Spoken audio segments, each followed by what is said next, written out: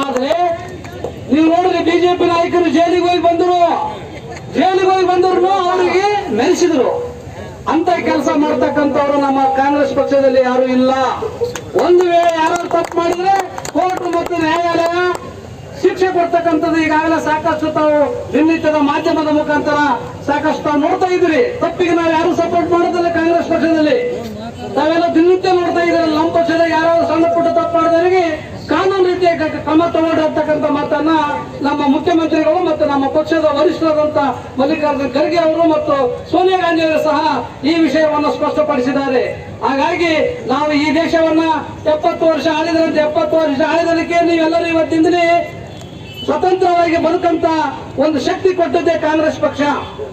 ನೀವೆಲ್ಲರೂ ಕಾಂಗ್ರೆಸ್ ಪಕ್ಷ ಮತ್ತು ಅಹಿಂದ ವರ್ಗ. ನಾವ್ ಯಾಕಂದ್ರೆ ನಾವು ಸರ್ಕಾರ ಒಂದು ಪಕ್ಷದಿಂದ ಆಳ್ತಿರ್ಬೋದು, ಬಟ್ ನೀವೆಲ್ಲರೂ